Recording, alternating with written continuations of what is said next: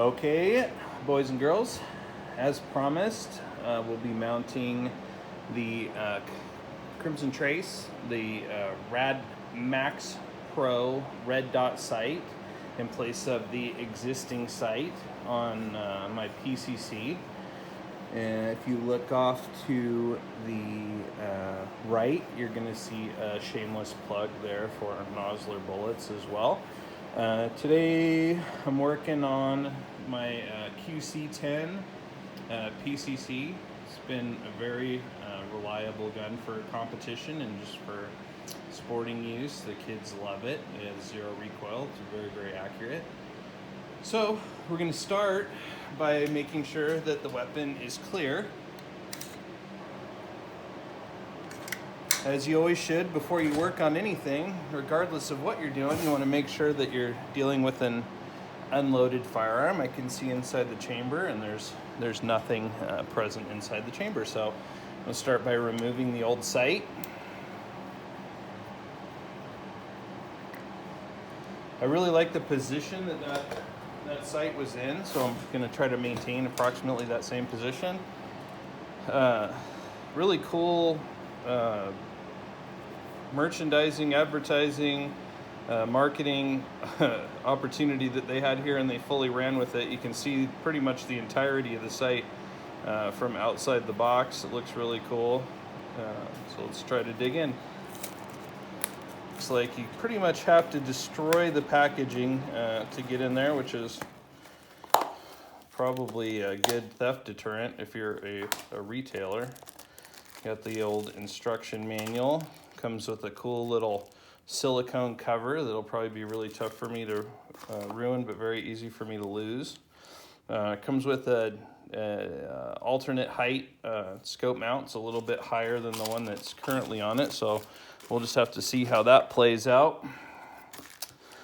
All right, little adjustment tools and instruction manual. Looks like I'm gonna have to get into some side cutters to cut the wire tie. That's in there. Let me see if I can find my side cutters. Yep, there they are. Da-dink. And that frees the sight from its package.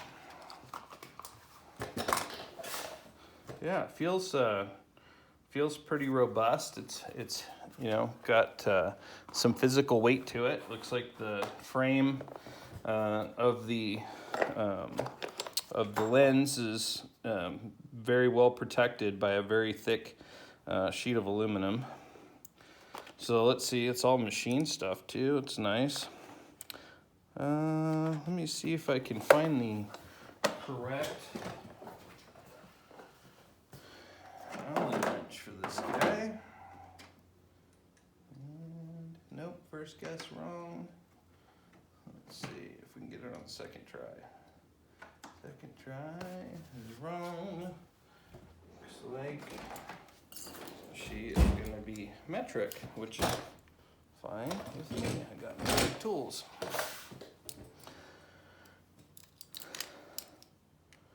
Yep.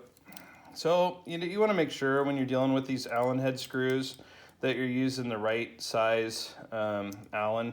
You can destroy some fasteners really quick using the wrong, whether it's metric to standard or standard to metric. So just make sure you're using the right stuff and you won't round off all of those sharp corners on the inside of the fastener and ruin it. Nice solid purchase. It's approximately the same position of the window of where my original scope was before. Give her a little snuggie. Snug it up a little bit there.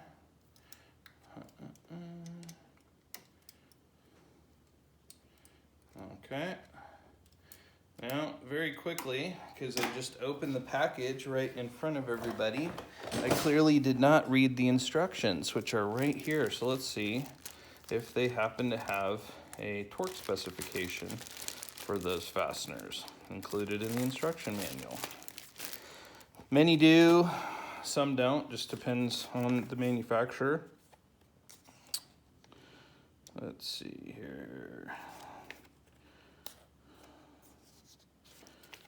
Talking about settings, installation and mounting. Securely fit, properly installed, site could detach, which is what we don't want to happen. Windage and elevation adjustment, maintenance and troubleshooting, battery operation.